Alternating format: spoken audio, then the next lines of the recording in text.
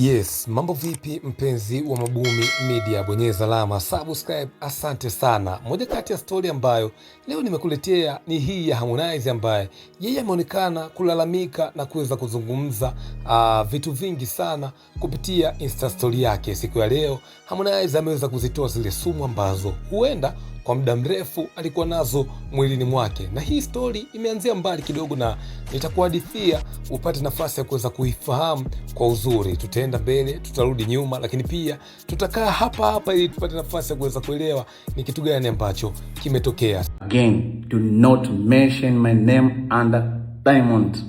I'm not under him. I'm a big fish, man. Like, I'm doing my stuff.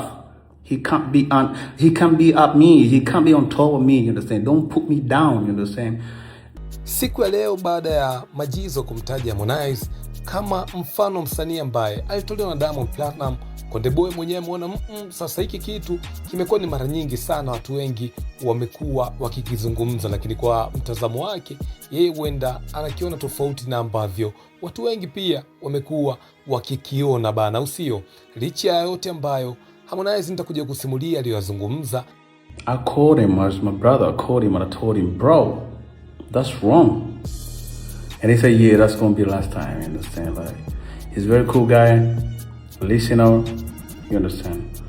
Because you can't keep mentioning my name under somebody. You can't keep mentioning my name under them. Harmonize alichukua sheria ya kwanza kabisa, akaona ngoja nimpigie Majizo simu nipate nafasi ya kuweza kuzungumza naye baada ya kumuona Majizo ametoka kufanya ile press ambayo ameifanya siku ya leo. Harmonize anasema kwamba alimpigia Majizo na kumsihi asirudie tena kauli hiyo, kwa sababu licha ya kutambua mchango wake katika tasnia ya muziki wa sasa hivi, lakini alimwambia Diamond Platinum asimpe heshima ambayo amekuwa akimpa, kwa sababu Harmonize anasisitiza kwamba Diamond hastahili heshima hiyo, na anasisitiza kwamba yeye ni msanii mkubwa duniani na Diamond amekuwa akitamani anguko lake kila siku. Kwa hivyo sio mtu kumpa heshima yoyote bana, usio. That's number one. When you mention him, give him your all fucking credit. You understand?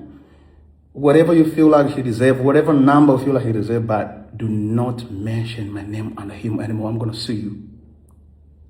Harmonize pia amefunguka kuhusiana na kufa kwa record label yake Konde Gang, ambayo of course kila mtu anafahamu kwamba ni record label ambao umepita wasanii ambao of course wamefanya poa sana, tukimtaja Ibra, na ameweza kumtolea mfano Ibra kama msanii ambaye pia alirubuniwa na mtu mzima Diamond Platinum, lakini pia alimtaja Angela, alidai kwamba yeye amesababisha record label yake ya Konde Gang kuweza kufa bana, kuweza kupata anguko, kwa sababu alikuwa anatoa ahadi feki kwa wasanii wa Konde Gang, ahadi ambazo mpaka sasa hivi hajaweza kuzitekeleza. Ametolea mfano Angela ambaye with Angela, he took Angela, he called Angela and tell him bullshit, tell a lot of stuff, fake promises. We're gonna take you to the hospital, blah blah blah blah. We're gonna have a song with Zuchu.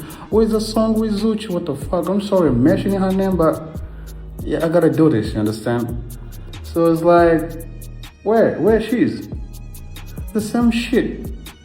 He just called Ibra the other day. If you saw the interview, Ibra was explaining he's the one called him, even hire lawyers to say, like, if you wanna open a case, he called lawyer, but he forgot that. Harmonize anasema kwamba Diamond alimpa ahadi ya kolabo na Zuchu, lakini pia alimpa ahadi ya kwenda kumtibu matatizo yake ambayo yamekuwa kimsumbua kwa muda mrefu, na mpaka leo hakuna lolote ambalo limefanyika. Kwa upande mwingine, mtu mzima Harmonize amefichua kwamba Diamond Platinum alimlipa mwanasheria wa Ibra wakati msanii huyo anataka kujiondoa kwenye record label ya Konde Gang, na huku akisema kwamba Diamond Platinum amesahau kipindi yeye alivyomchaji zile pesa ambazo zilitoka mfukoni mwake kwa sababu ya investment ambayo alikuwa ameifanya mtu mzima Konde Gang. Konde Gang sasa hivi ameweka wazi kwamba kuanzia sasa hivi mtu yoyote ambaye atajaribu kuhusisha jina lake na mtu mzima Diamond Platinum atashtakiwa.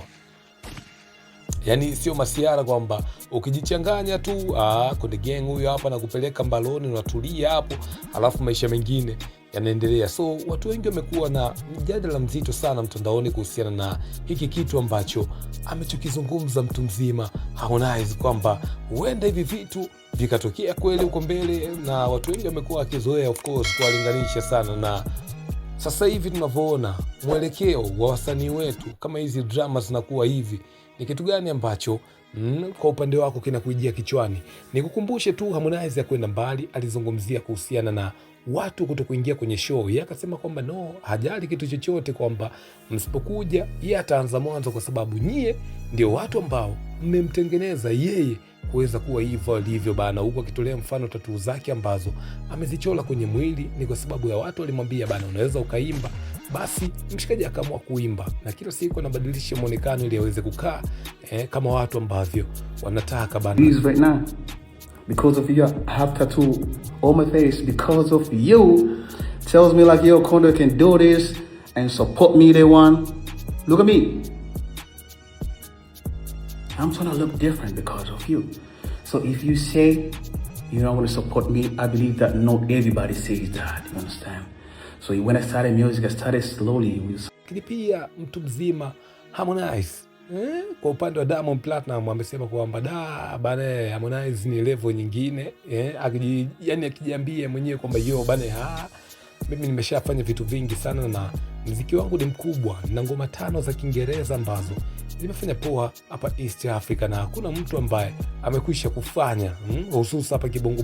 Anybody, media personalities, anybody understand like has that mind. I'm in my own zone, I'm doing my shit, man. Like, I'm doing my shit in a big way. I have big picture. The only nigga with the 5 English hits in Tanzania. Nobody else. So, big shout out kwake na vitu vyake ambavyo ameviongea. Kwa upande wako, mshikaji, umemuelewa kwa asilimia ngapi bana? Unaweza ku drop comment yako hapo chini, utakuwa umetisha kinoma noma. Endelea kuenjoy interview huku ukisikiliza yale ambayo the boy amepata nafasi ya kuweza kuzungumza. Bye bye. I'm coming from what I'm talking about. I'm mad, man. Like, I'm sweating. I didn't like that. There's some people been commenting online, be like, yo, tutakuja siku kwenye show, sio nini. Mimi nikiona watu wana complain hivyo, naona tu kwamba tumefika in a situation as a nation we never been there. So hatujui mchawi ni nani wa kumblame. As a nation we never been this point, you understand? Before December 29, hakukuwa na Mtanzania yote ambaye alikuwa against government. That's why you saw all the artists, we were so comfortable to support government and all that, support our president and all that. You feel me? So what happened? No one planned it. We didn't know that's gonna happen. You understand? So as nationals, it's a time to get together. Understand? Na kilichotokea kila mtu kimemfunza kwa namna yake. Understand? We don't have to be here and be like, oh, msamaha tusamee. So sisi wasanii sawa. What if wale wananchi ambao wameenda kupiga kura? You understand? You gotta blame them as well. Doesn't make sense. So mi silaumu kabisa mashabiki ambao wanazungumza hivyo, because we're in a situation as a national, nobody knows kwamba hakuna mtu aliyekuwa ategemea, na hakuna mtu anayejua kwamba tumlaumu nani, mchawi ni nani. You understand?